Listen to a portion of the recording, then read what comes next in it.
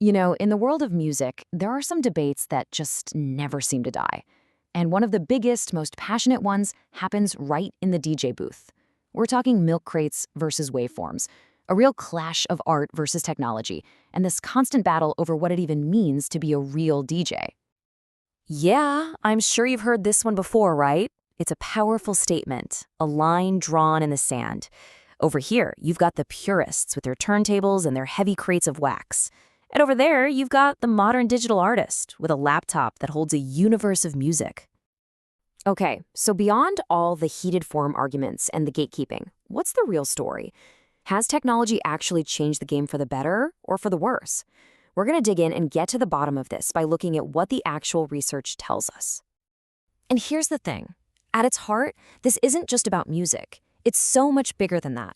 This is a classic story of human-computer interaction.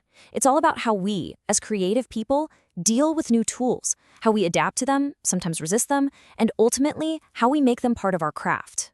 And honestly, there's no better case study than the DJ. In our guide for this whole deep dive, you couldn't ask for a better one. Meet Dr. Ronnie Rodas. Now, he's not just some scholar who researched this for his Ph.D. He is a veteran DJ who has actually lived this evolution. He's been in the trenches, spinning in the intense nightlife of Seattle, New York City, and Florida. So he's got one foot firmly in academia and the other right in the DJ booth. So to really understand this debate, we've got to rewind. We have to go back to the very beginning, before laptops, before even CDs, back to the analog foundation.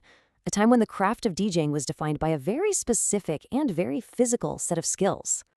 And man, the journey has been fast. Back in the 70s, it was simple. 2 turntables and crates of vinyl so heavy you'd throw your back out. Then bam, the 90s hit and CDJs brought digital into the booth, and that's when you heard the first whispers about cheating. The 2000s gave us this amazing hybrid, digital vinyl systems like Serato, letting you control digital files with the feel of a real record. And today, well, all-in-one controllers and software are pretty much the standard. Every single step brought new creative doors, but also new arguments. So, all this new technology leads us right to the heart of the conflict, the great digital debate. It really boils down to this fundamental disagreement about what skill even is. Is it the physical mastery of the machine with your own 2 hands? Or is it the creative vision that the software helps you unlock? So let's break it down. On one side, you've got the purist. They're saying the real skill is in the physical work, training your ear for hours to beat match perfectly, the dedication you show by hauling around 50 pounds of records. But then, on the other side, you have the pragmatists. They argue the real skill was always about something bigger, reading a crowd and knowing the perfect song for that exact moment. For them, technology isn't a shortcut. It's a tool that frees them up to be more creative. To really get the purist's view, you have to understand this concept called subcultural capital. Basically, it's the currency of cool, street cred. For decades, DJs earned that cred by mastering the tough art of turntablism and by digging through dusty crates for those ultra-rare records. It was a badge of honor. And digital tech, it threatened to make all that hard-earned capital worthless. And that brings us to maybe the most controversial, most hated button in music history, the sync button. This quote, taken straight from the community, just shows you how high the stakes feel. That one little button, the one that automatically matches the tempo of 2 songs, became the ultimate symbol of this whole culture war. It was the line in the sand between real DJs and, well, everyone else. All right, enough about the arguments. Let's get real. What's actually happening out there when you analyze the industry? Well, that's exactly what Dr. Rodas did. He went through articles, forums, and tutorials to see what the data really says. And this first finding is just fascinating. When you actually look at how people define a real DJ, it turns out those super loud voices, the vinyl purists, are actually a minority. The biggest group by far holds what you'd call a hybrid or a pluralist view. They believe authenticity comes in all shapes and sizes, whether it's on vinyl, on a laptop, or a mix of both.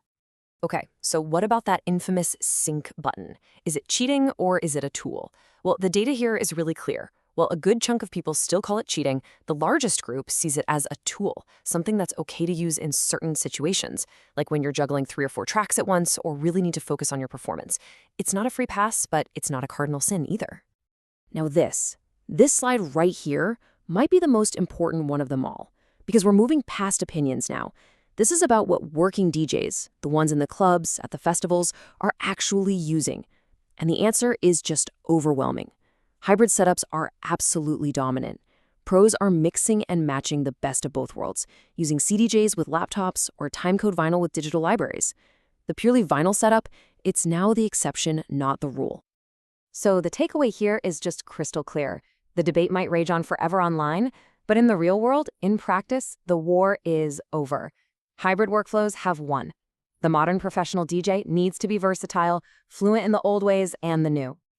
Okay, so what does this all mean for you, for the DJ of today and tomorrow?